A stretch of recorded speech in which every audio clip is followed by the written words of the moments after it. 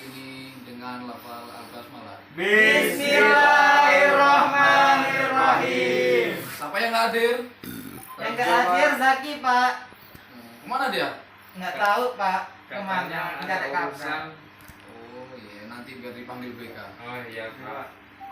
Baik, sebelum kita mulai pelajaran hari ini, Bapak akan bertanya-tanya tentang pelajaran minggu lalu.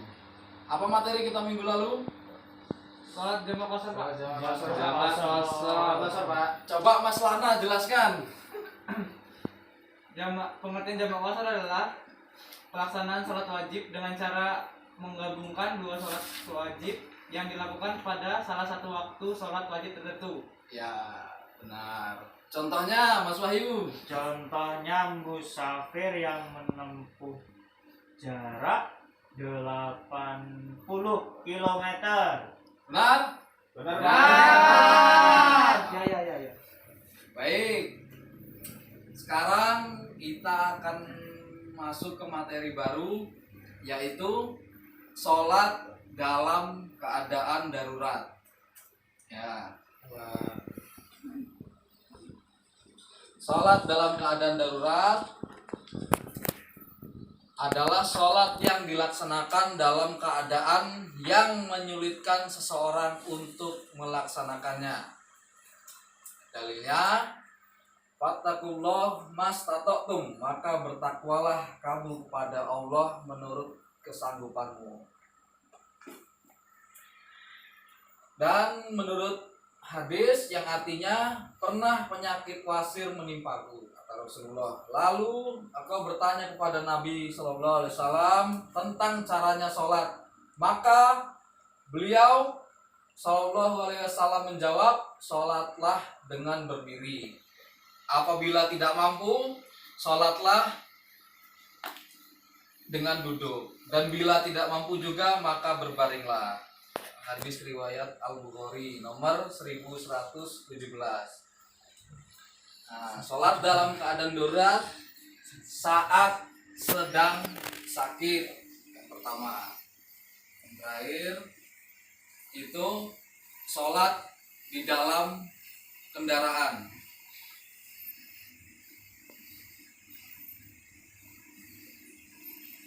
Nah, sebelum kita mulai sholat, apabila di dalam kendaraan itu kita nggak menjumpai air atau nggak dapat air buat wudhu, kita bisa tayamum. Masih ingat tayamum? Masih, Pak. Apa aja yang dibasuh? Muka, Kedua tangan. Kuping perlu nggak? Tidak. Tidak. Oh, ya. Nah, bagaimana kita nyari tanah yang suci di dalam kendaraan atau di dalam ruangan saat kita sakit? Di dinding. Cukup di dinding ataupun Itu cukup kalau kita di kendaraan, cukup di kursi depan kita duduk atau di kaca-kaca mobil. Kalau di rumah sakit cukup di dinding-dinding. Nah, selanjutnya, ini saat kita sedang dalam kendaraan. Yang pertama, kita duduk normal. Ini cara mempraktekkan sholat dalam kendaraan. Ini kita duduk normal untuk niat dan takbiratul ihram. Dan untuk ruku, kita lihat nomor 4. Dia membungkukkan badannya sedikit, setengah.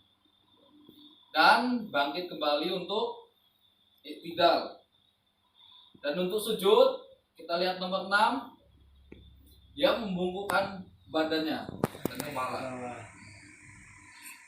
Dan untuk ruku, dia kembali lagi duduk normal. Dan untuk tahiyat akhir, dia duduk normal dengan tangan di atas paha, seperti kita tahiyat akhir biasa. Tetapi ini duduk. Sekarang ini untuk saat panduan sholat untuk saat kita sakit. Apabila kita bisa sholat dengan berdiri tapi tidak dengan rukuk, kita bisa duduk di kursi atau ranjang ranjang kasur kita dengan cara seperti di perjalanan tadi, rukuk membungkuk sedikit, dan kalau sujud membungkuk serta kepalanya juga nunduk. Apabila dengan tidur miring, maka sunnah memakai sisi lambung sebelah kanan dan posisi kepala berada di utara, seperti halnya sholat dengan posisi duduk. Sholat dengan posisi ini juga harus melakukan rukun sholat yang lain seperti orang sehat. Untuk ruku dan sujud, bila tidak bisa dilakukan dengan sempurna, maka isyarah kepala untuk sujud lebih rendah dibanding isyarah untuk ruku. Sampai sini gimana? Paham. Kita lanjut ya. Lanjut. Sholat dengan terlentang. Terlentang paham? Paham, Pak. Alhamdulillah. Bila sholat dilakukan dengan terlentang, maka posisi kepala wajib sedikit diangkat. Artinya di belakang kepala kita ini kasih bantal apa guling gitu kan, biar keangkat.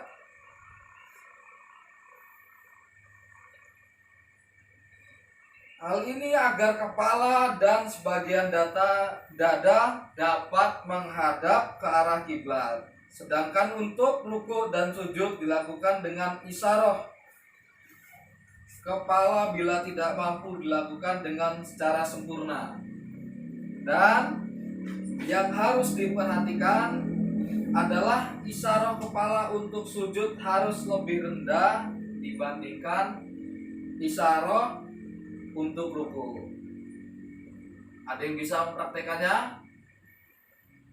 Isyarah sujud lebih rendah daripada isyarah ruku dan ini ada yang bisa?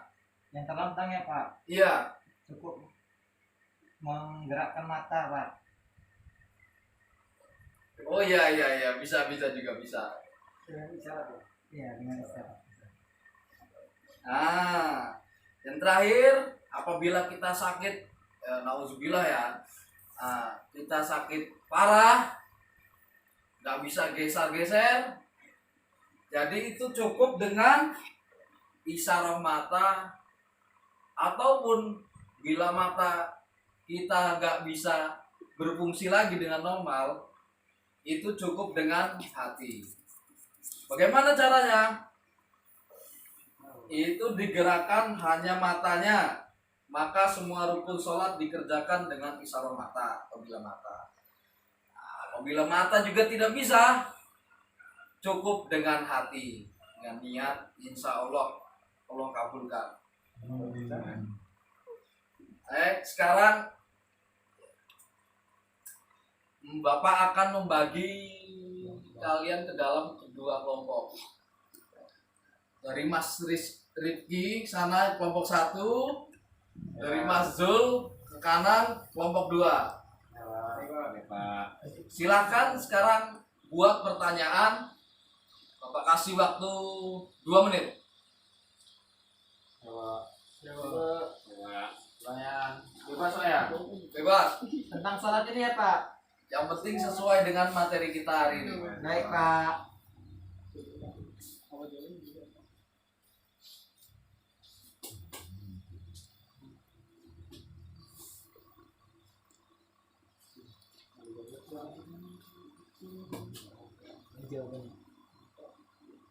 Cukup waktunya? Bentar lagi Pak. Bentar lagi. Ya. Satu pertanyaan lagi Pak. Sabar Pak.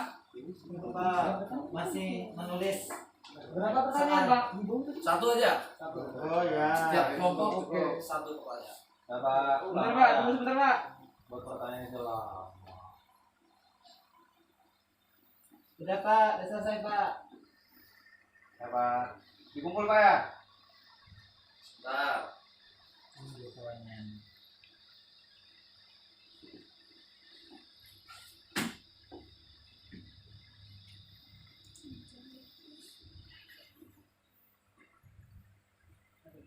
Gimana kelompoknya Mas Zul ini?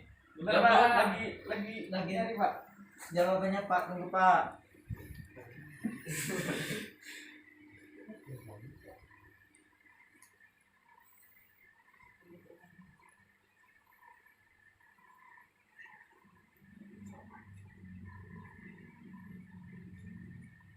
Sudah, Pak. Sudah selesai, Pak. Sudah selesai.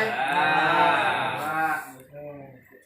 Baik, setiap kelompok mari bertukar kertas yang Jawaban Bapak soal. kasih tadi. Ya, Pak. Pertanyaan. Udah? Sudah, Pak. Apa pertanyaan? Mas Rifki? Oh, dari kelompok pertama, bagaimana cara kita sholat di atas kapal atau perahu?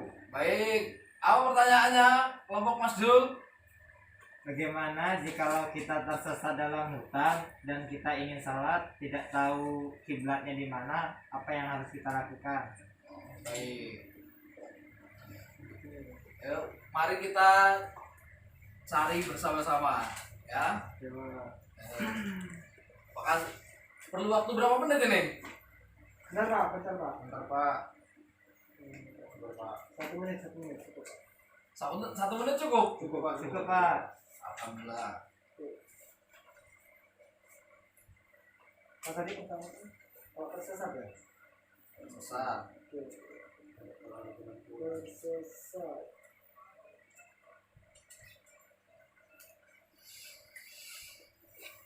Oke, sudah Pak. Sudah? Sudah siap semua? Siap. Persiapkan perwakilan setiap kelompok. Sudah? Sudah. Silahkan dari kelompok 1 untuk menjawab.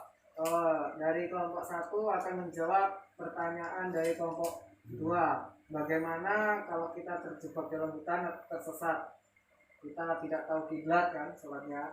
Jadi kita boleh menjalankan sholat dimanapun, di arah manapun, nah maksudnya itu boleh. Karena seluruh arah itu hanya milik Allah.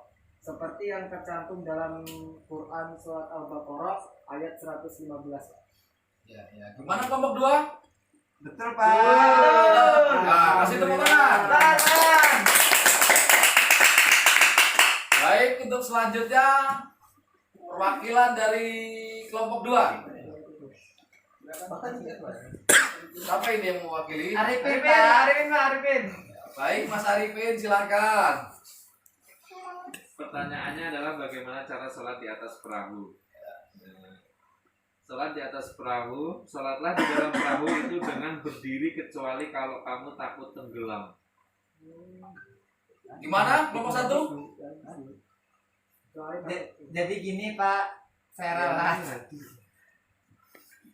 Jadi kalau kita sholat di atas perahu, kalau misalnya kita mabuk di perahu, di kapal, jadi itu kita boleh melakukan untuk duduk. Oh, karena keadaan tadi. Ya, karena keadaan. Tapi kalau misalnya tidak ada apa-apa, ya kita sholatnya berdiri. Ya. Gimana kelompok 1? Oh ya, Mas jawabannya? Paham? paham. Baik. Untuk materi hari ini Bapak rasa cukup. Ada yang ingin bertanya? Nah, Cukup, Pak. Cukup jelas, Pak. Udah mencatat semua? Sudah. Nanti buku catatannya kumpul ya. Ya, Iya, Pak. Baik, Bapak akan memberikan sedikit kesimpulan di bagaimana kondisi kita, kondisi tubuh kita, kondisi pikiran kita, hati kita. Jangan lupakan Sholat. karena as imaduddin. Iya Pak. Sholat adalah tiang agama. Ya. Ya, mari kita jaga sholat sama-sama. Ayo. Ya Pak. Ya. Kita akhiri pelajaran kita hari ini dengan lafal alhamdulillah. Alhamdulillahirobbilalamin. Terima kasih atas waktunya. Semoga ilmu kita bisa bermanfaat. Amin. Ya Allah. Dan akhirnya assalamualaikum warahmatullahi wabarakatuh. Waalaikumsalam warahmatullahi wabarakatuh.